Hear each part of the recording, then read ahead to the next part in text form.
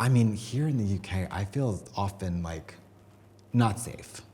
I don't know. What do you think? I mean, Have you ever been in an elevator with a bunch of rugby players alone? I have. thought about it. Hi, I'm Katya, And I'm Trixie Mattel. and we're talking all things Pride with Attitude Magazine. Oh yeah. My first Pride, I was 16 years old and my lesbian aunt took me to Milwaukee Pride, one of the best prides in the world. And I got to see Joan Jett live in concert, and I remember standing in a sea of lesbians singing I Love Rock and Roll. Well, Joan Jett, who was 60 at the time, was in leather pants and a corset doing like this to the audience. And I remember being like, I'm not sure if I'm gay, but I know I'm a lesbian. Like, I felt so at home with the lesbians and Joan Jett. And then there was an interpreter, because it's always very inclusive. And it's like an act singing about some explicit sexual act, and then some interpreter whose job is to sign the words like, lick my stuff, and you're like, Pride. Love that. Yeah.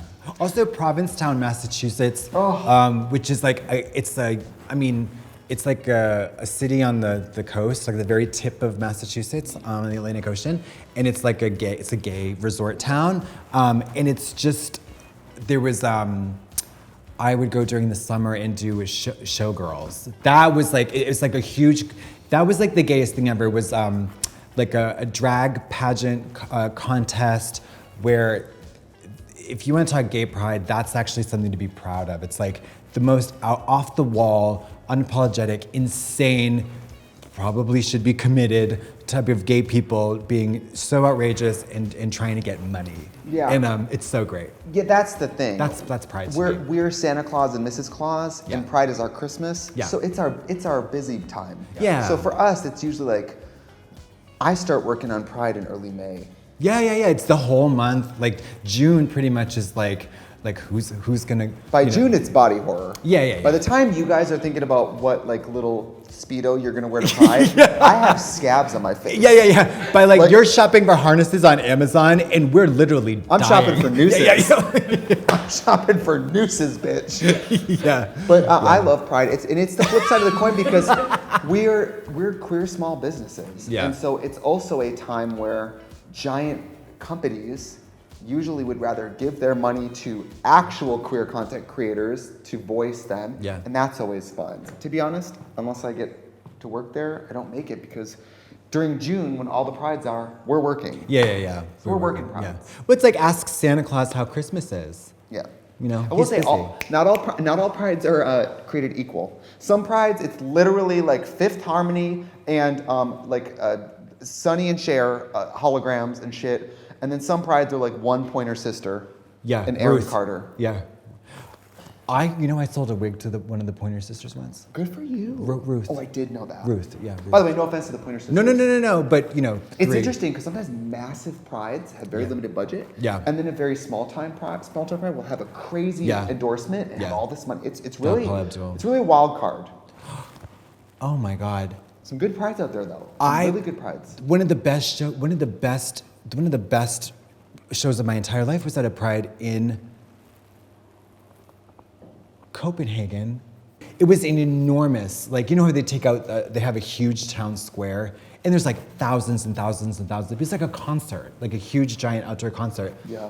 And I think I was the headliner. That couldn't have been that big of an event. I honestly think I was the Marlboro, headliner. Massachusetts, I think I was the headliner. No, and I looked out into my little wiggle show I did my little wiggle show for like thousands of people. Wow. I love that. Pride. Proud. Hey, Pride. So proud of myself. I showed up. I was at a Pride a few days ago. My guitar player had never been to a festival or a Pride or a music festival. And somebody asked for a picture with him. And he took the picture, and then the person tried to kiss him. And he's like, that guy tried to kiss me. And I was like, are you okay? So side note, just because it's Pride, you gotta ask for consent, people. Yes. You gotta ask for consent. You can't go in for the kiss. No. And here's the great thing about, and I think, there's a lot of lessons to be learned at Pride events, just because you see a wide open it is not an invitation to go inside of it. Or a mini skirt, or a harness, or anything. Nipple clamps, or like a neck brace, or barrel curls. None of this means touch me, fondle me, lick me, nothing. It's not a dress for the job you want situation. No, and it's not a do whatever the hell you feel like thing. It's observe, you know, and that's it. That's it. Hate crime is on the rise in the UK. A lot of people are like sometimes surprised to hear that like LGBT celebrities sometimes like have that kind of stuff directed to them. Do you still like walking down the street or anything like that? Do you still get that kind of like verbal or whatever? I remember vividly, and I know you have the same thing in Glasgow. Whenever we were doing club gigs in Glasgow, it was. I remember the promoter was like, "You don't." Even the hotel and the venue were so close together. I was like, "Oh, I'll just walk over myself." They're like, "Absolutely not. You're not going to do that." Oh, and I it's was like like, 2 blocks. It's like 2 blocks, and I was like, "Oh my God, come on!" And I went out there, and I was like, "Oh, okay," and I went right back in because I felt that I could get the shit kicked out of me by like these little drunken groups of men they look immediately without hesitation would just like, "Oi, whatever," like it's like crazy intimidating and really dangerous. Do you find it worse over here than in the States? Yes. Well, the States is so big, it depends where. If we were in rural Alabama. I don't know though. I mean, why would we be in rural Alabama? Do you know what I mean? That's the thing though. To Why? visit my family, my husband, my kids. But see, we're always in cities, and the story is always a little bit, I mean, the story is at least a little bit, usually a lot different in the city, but not, I mean, here in the UK, I feel often like not safe. I don't know, what do you think? I mean, Have you ever been in an elevator with a bunch of rugby players alone? I have. thought about it. It's not really as thought sexy about as it. you might imagine. I'll say this, it really is illuminating the situation that pretty much anybody presenting non-binary or transmasc or femme Anything. lives in, because obviously I live as a male in a wig, and it is interesting how just the glimpse of this for some people is so triggering.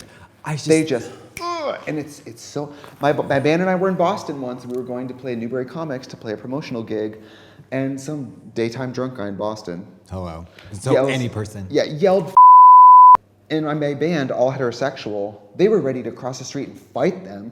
And I was like, oh, this is your first time being Yeah. Oh, that's cute. Yeah. Okay, no, we Yeah. ignore it. We keep going. Yeah. But it's interesting.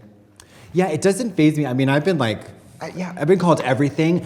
I have never been physically, nobody's ever attacked me physically. So that's scary. I mean, I'm not offended by anything anybody can say, but you get the sense that here they will you up. It's horrible. I don't fucking get that. I don't get that. Why does this incite violence? Like, what is this, why does this enrage you? I don't get it. It's so strange. I do get it a little. The other day I was at a straight bar and my band made me have a flight of beers and we watched BMX. And I felt violent. And I think it is kind of similar. So, different cultures, but I took it as, yes. But I took it as, I'm learning a different culture. I just have a message for anybody who is afraid of drag queens or anything. Or we're just here. We don't even want you to like us. We don't care. No. We'll leave you alone. We don't care.